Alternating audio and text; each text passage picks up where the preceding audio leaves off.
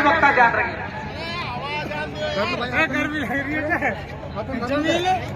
मोहब्बत की इस पंचायत में सबसे पहले आप सभी का हार्दिक स्वागत है। भारत सितारा की तरफ से आप सभी के चरणों में हाथ जोड़कर राम राम, सत श्री अकाल, अस्सलाम वालेकुम। आप लोगों का प्यार दिखाई दे रहा है, लेकिन एक चीज मेरी तरफ से हाथ जोड़कर आप सबसे विनती है, सिर्फ 2 मिनट के लिए सब चुप होकर बैठेंगे, कोई ताली नहीं बजाएगा। हम पंचायत में आए हैं, अगर इस पंचायत में कोई फैसला ही नहीं निकला तो पंचायत क्या हुई? इसलिए आप सबसे गुजारिश है, 2 मिनट तक कोई भी ताली नहीं बजाएगा, किसी के मुख से कोई भी आवाज नहीं निकलनी चाहिए। भाई साहब शांति बना लो आपको। सबसे पहले मैं चरणों में राम राम करता हूं। यहाँ पे जो क्रांतिकारी जिनसे हमने लड़ना सीखा, जो हमारे योद्धा है आज के, राकेश टिकैत जी, गुरुराम चंदूड़ी जी, मेरे अंकल जी राकेश कोच जी, सुरेश कोच जी, माफी चाहूंगा, सत्यापाल मलिक जी और मेरी मातर शक्तियां, मेरी जितनी बहनें, ये सब आज की योद्धा। एक बार जोरदार ताली बजानी तो इनके लिए बताओ। अब बात आती है हिंदुस्तान का, जब हम सब एक थे, आजादी के बाद हम हिंदू मुसलमान कैसे हो गए? हमारे को सर्टिफिकेट कौन बांट रहा है? वो संघ जिसने अंग्रेजों की खाकी चड्डी पहननी शुरू की। खाकी चड्डी पहनकर वो संघ हमारे को सर्टिफिकेट दे रहा है कि तू हिंदुस्तानी है, तू हिंदू है, तू मुसलमान है। मैं एक बात कहता हूं, अगर किसी के पास हो इस महफिल के अंदर, अगर संघ के अंदर किसी ने कोई कुर्बानी दी हो, संघ वाला किसी आदमी ने आजादी के लिए कहीं खून बहाया हो, उसका नाम मुझे बताना, अपने ऑफिस में फोटो लगवाऊंगा। एक आदमी ढूंढ के बता देना। संघ तो वो बड़ा नंग है जिसने हमारे को अलग कर दिया। अब बात आती है नू मेवात और मेवातियों की। मेवाती लोग मेव कौन है? सबसे पहले हिंदुस्तान की जो गिनती हुई जनसंख्या की 1971 और 72 में, उस टाइम आप लोगों की गिनती करी गई हिंदुओं में। 1901 में दोबारा से गिनती हुई। आप लोगों को अंग्रेजों ने बोल दिया, भैया आप हिंदू नहीं हो, आप तो मुसलमान हो। इनकी गिनती कर दी मुसलमानों में। फिर 1926 के दौरान, 25 और 26 के दौरान इन पर ठप्पा लगा दिया कि आप सब मोंडन है। भाई साहब मैं बैठा दूंगा, लच्चू बैठ जाओ, नीचे बैठो, शांति बना लो यार, कमाल कर रहे हो, अपने आदमी प्रोग्राम बिगाड़ोगे। हाथ जोड़कर विनती, आवाज नहीं आनी चाहिए, आप सभी से विनती है।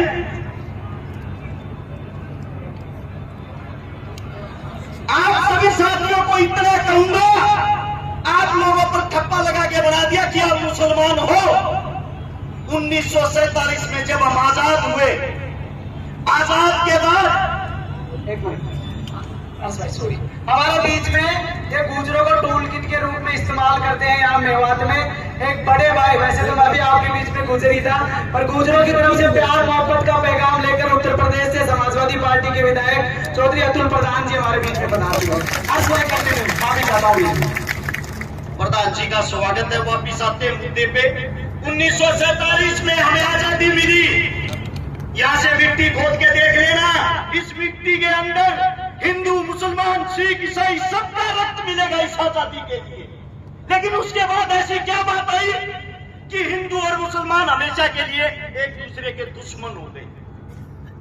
जवाहरलाल नेहरू और मोहम्मद अली जिन्ना, दोनों को राजनीति का कीड़ा था, दोनों को प्रधानमंत्री बनना था। जिन्ना को बोले अपने मोमडन मुसलमान एक तरफ ले जा और न्यारा पाकिस्तान बना दे, तेरे को प्रधानमंत्री बनना, तू वहां पर जा। और जवाहरलाल बोला मैं हिंदुओं पर राजनीति करूंगा, इनका प्रधानमंत्री मैं बनूंगा। दो देश अलग हुए सिर्फ राजनीति के लिए। जब राजनीति के लिए दो देश अलग हुए, हिंदू मुसलमानों में इन लोगों ने इनकी तुच्ची राजनीति ने मारकाट मचवा दी। उस मारकाट के अंदर मेवात का भी नंबर आता है। जब मेवात का नंबर आया, मेवातियों को बोला गया हिंदुस्तान को खाली करो, क्या आप लोगों का देश नहीं है, पाकिस्तान चले जाओ। दिल्ली से रेल के अंदर बैठाते थे, आप लोगों को पाकिस्तान भेज देते थे। उस वक्त मेवातियों ने कहा हमारा हिंदुस्तान है, हिंदुस्तान किसी के बाप का नहीं, हम रहेंगे हिंदुस्तान में, और अगर पाकिस्तान लेके जाना है तो हमारी लाश को लेके जा सकते हो, जिंदा मेवाती को नहीं। इस बात का पता लगता है कि मेवातियों ने जिद पकड़ ली।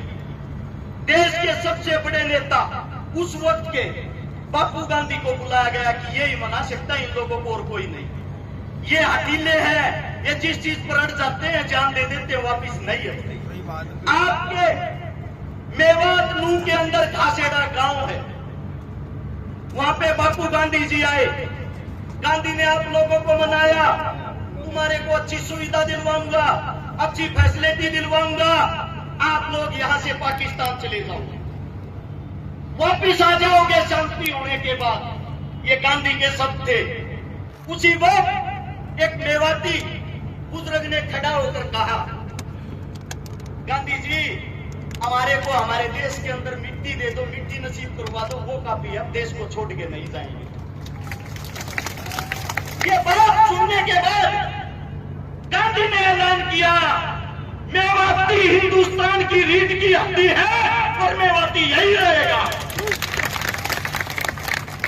अब बात आती है आप लोग पिछड़ क्यों रहे हो? मेवात की खबर पढ़ के देखते हो कभी? हमारी साइड जो अखबार आता है, टीवी आता है, उसमें दिखाया जाता है मेवात मिनी पाकिस्तान है। मेवात के अंदर तो बलात्कार होते हैं, मेवात के अंदर आदमियों को काटा जाता है। हमारी नई यूथ युवा पीढ़ी उस अखबार को पढ़ती है, कच्चेदारियों की बातें सच मान के उस पर अमल करती है।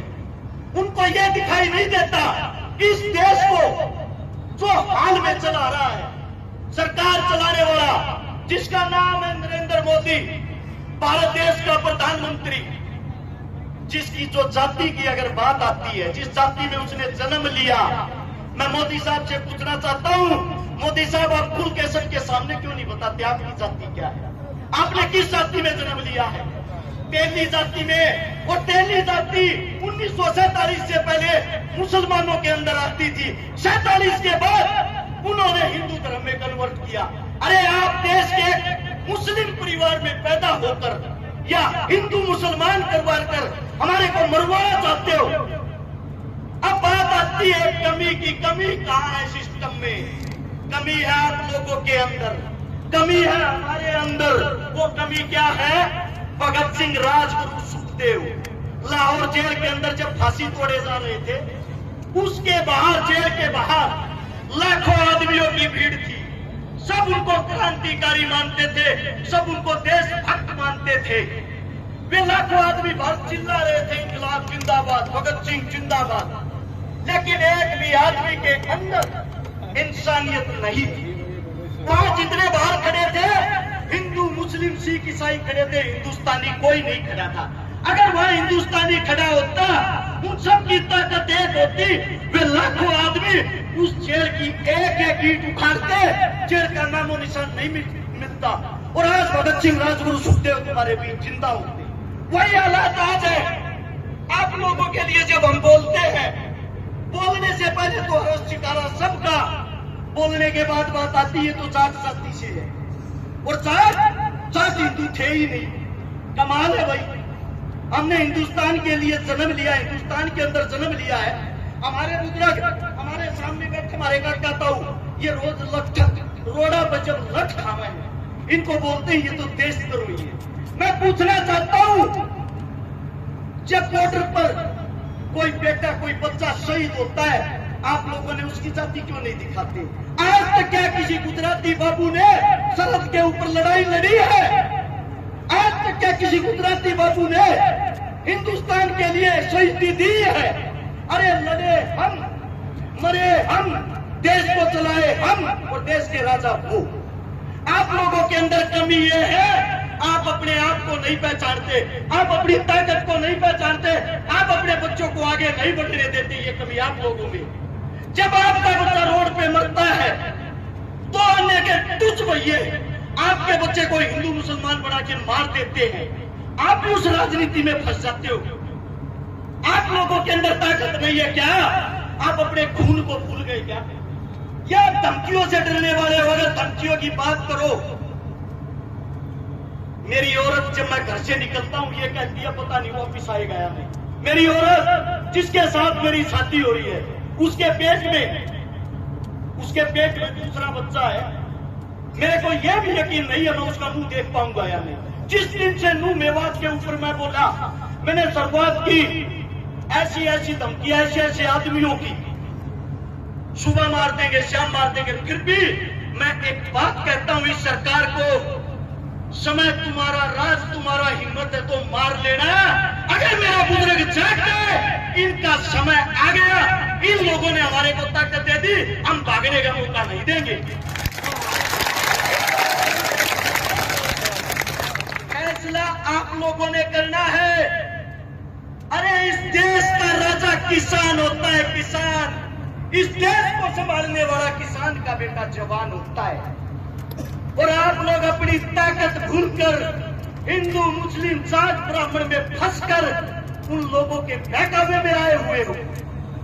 चारों तरफ से धरती माप लेना, हर 7 किलोमीटर पर एक मंदिर मिलेगा, हर 12 किलोमीटर पर एक मस्जिद मिलेगी, हर 5 किलोमीटर पर पीर बाबा मिलेगा।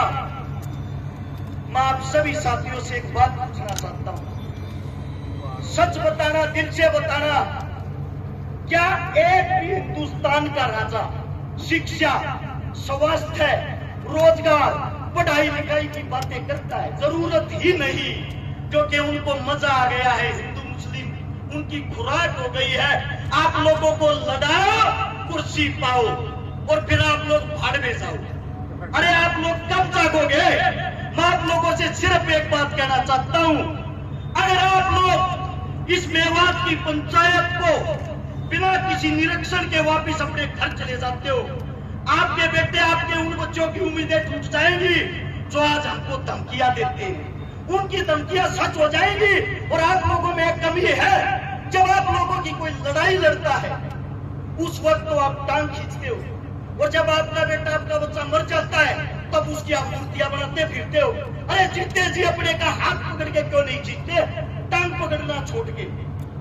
मैं सभी साथियों से यह कहता हूं, जो भी बुद्धिजीवी बोले वो बातें मुद्दे की करे, हिंदू मुसलमान की करे, नूह मेवात की करे, ताकि सरकार को पता लग जाए जो आप भगाने वाली कला सीख रहे हो वो अब नहीं चलेगी आप लोगों की। और एक नारा जोरदार, हम सब एक हैं। मैं बोलूंगा हम सब, आप लोग बोलोगे एक हैं। पता लगना चाहिए कुर्सी के ठेकेदारों को। चलो आप कुर्सी पे बैठ नहीं सकते, उस कुर्सी को हिलाने की हिम्मत तो रखो। हम सब एक हैं, हम सब एक हैं। इंकलाब जिंदाबाद, इंकलाब जिंदाबाद। कोई मेरे मुख से गलत शब्द, गलत बात निकली, आपका बच्चा, आपका बेटा, हाथ जोड़ के आपके चरणों में माफी चाहता हूँ। राम राम, नमस्कार, जय हिंद।